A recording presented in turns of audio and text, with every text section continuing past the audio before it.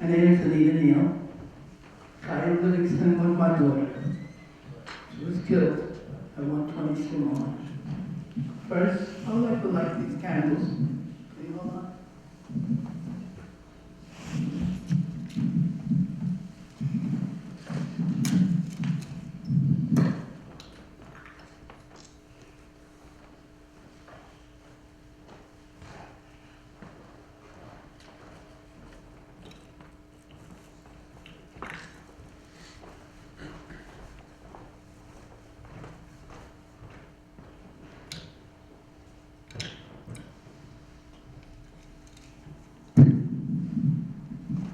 She loves blue, so I'm honoring Kyam with blue tonight. On July 21st, my daughter was on the phone with me. She was taking a shower. She came out of the shower. She was waiting for a boyfriend because it was his birthday. Her birthday was the following week, July 29th. They always celebrate their birthdays the whole week. So she called me and told me there was 2 officers there. She was in her bath towel to arrest her. She didn't know what was going on.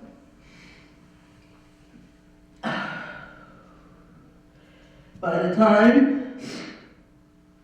next time I spoke to my daughter, she was at the 7 precinct. And that happened like 6 hours between. I called back to the precinct and find out, well, why it was a delay. They told me they had a delay. I didn't know they took her to Kings County Hospital first. Then they took her back to 7 precinct. Then they took her downtown to Central Booking. So it was like 24 hours, 20 hours, and she stayed waiting to see a judge. She called me back, and she said, I'm not going to see the judge today. It was Saturday. And then the next time I heard from her was 1:17 in the morning. She said she wasn't going to see the judge. So this was Saturday night into Sunday. The next time I heard from my daughter, the police was knocking on the door, telling me my daughter had a seizure, she was dead. They made me go to the hall and change it. They wouldn't let me see my daughter in the hospital dead, and she was dead. I had to run from the hospital back and forth from the hospital to 120 Skidmore with my daughter. We ran back and forth. We asked them, can we see the body if she's here? And they wouldn't let me see my own daughter. So I had to go back to 120 Skidmore. They gave us some baloney. They took us upstairs, and I went into a courtroom on the first floor. And they were doing something, they're having different people being seen by the judge, and I said, somebody killed my daughter in here, and I want to see my daughter. I want to know who is my daughter is the one, because nobody showed me a picture. Usually when they come to your house, they have a picture of a person telling you if that's this your child. There was no picture. So, finally, there was an officer that came upstairs and had our picture there, and yes, I identified my daughter through a picture, and yes, that was Kyam. Then, I went back to Brooklyn Hospital. They claimed that I couldn't see my own daughter. When a person dies, you're supposed to have the decency to let the parents or somebody in the family see your own child. They wouldn't let me see my daughter. I had to go upstairs, go through the hospital, up and down, everywhere, to see my own child. Finally, it took, 3 hours. In order to get it together, told them nobody works on the weekend, nobody's here, the mortgage closed, they need a key, they this, that, and back and forth. I said, if my daughter's behind the door, I'm going to see my daughter. I don't need a key to see my daughter. I'm going to get through that door, and I'm going to see my daughter. So finally, the supervisor took upstairs, we went back downstairs, we went around and through. I finally got to see my daughter. It was her. She was in the morgue. But they would not even touch my child. Talking about they investigating. This is an investigation. But then they told me she had a seizure. My daughter never had a seizure in her life. My daughter had asthma. My daughter was begging for 7 hours for a stomachache. Her stomach was hurting. If you're sitting someplace, you have no water, no food, or nothing, of course your stomach's gonna ache. You're at 120 degrees somewhere with 18 other people. My daughter was killed. I was really sure, and they're not giving me no answers. But yet, anybody that gets shot, cops shoot somebody, and anywhere else, you know the names right away. Oh, officer such and such, he was there, this one was there, the cops on the bike and everywhere else. But yet they can't tell me what officers were there to tell had the nerve to tell me. Well, I didn't have to say, oh, my grandson has seizures, let him ride, she'll be okay. Or just leave her alone. Oh, leave her alone, shut up, this, that. What kind of people you have working? You have all these the mayors, all the elected officials, they need to be known. This needs to be top priority. Because I'm not going to stop fighting for my child. Because they killed my daughter. And something has to be done so it won't happen to nobody else. Because I cannot sleep. I can't do anything until something happens. I have to fight and kill my child. And something has to be done so it won't happen to nobody else. Because this is not nice. My daughter worked. My daughter was good. I saw my daughter almost every day.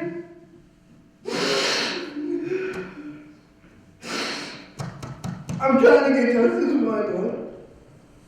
And I hope, and I pray every day that nothing happens to nobody else.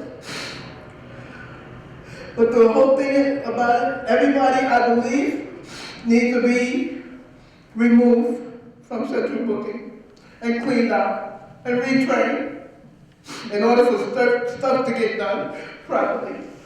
Because if this happened to her, and how many others has it happened to before? What's the undercover of everybody? Nobody wants to open their mouth. I'm opening my mouth now. And I'm going to continue to open my mouth until I get justice for my daughter. If I have to go down there every day, if I have to talk every day, everybody's going to hear me. Because this wasn't good. They killed my daughter, mine.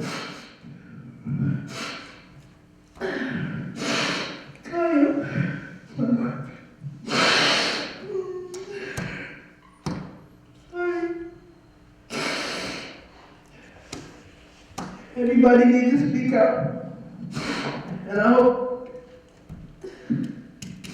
just hope, whoever you can get in touch with, any officials, and if everybody that voted and continue to vote, gotta see change.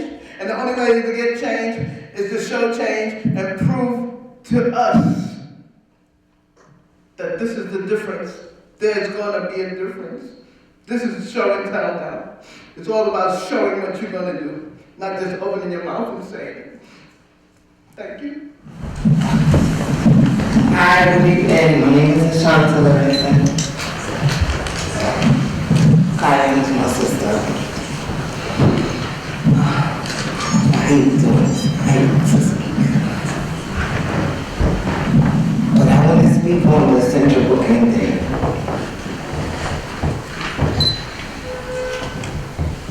I was there 2 weeks before she was there. And they had us holding in the corridor waiting to go in. And the next day we just saw the ambulance people running in and out. They was just running in and out. I'm like, what's going on? We were standing there already like 20, 30 minutes before they came running in and out. And after us standing there, after them coming running in and out, they wheeled the man out on the stretcher with the ambulance person on top, like trying to act like she giving them CPR. When we all saw he wasn't breathing, he was already dead. And as the officers told us, oh, he had a seizure. he'd be alright. And then he just weirds him out. So I was going through the experience of the adult leaders, my sister and them. They did the exact same thing to her.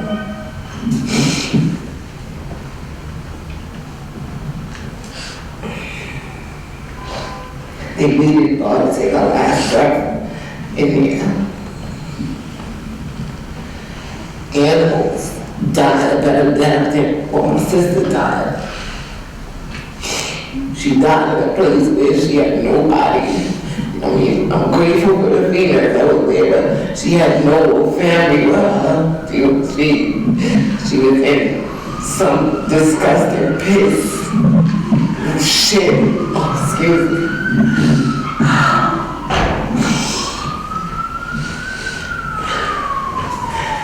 She was in a horrible place for somebody to die.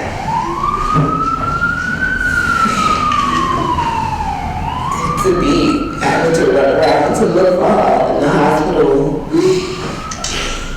But everybody telling us, the head chief and Central, when they spoke to us, they said, no, we tried everything we could. We did everything we could do. We interviewed the girls now, which was a lie. We had to wait for the hour she came and told us. Yeah, they waited. They didn't act on it as they supposed to have to. I just don't want this to happen. Continue to keep happening to people. I don't think it's right. And she didn't have a family that it would have just went past us. They had a girl dies of a seizure in Central looking, and that's it. And nobody would have known. But I guess they have to know that she had a family now. They trying to cover up everything. It's just been hard for me.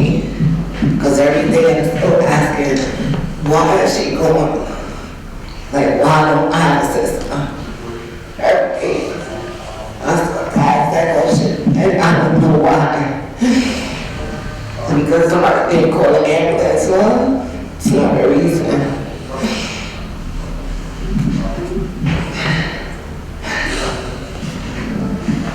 I'm trying. Now go out and come with me. She come with me when I come out. But I'm just trying. And I appreciate everybody for coming and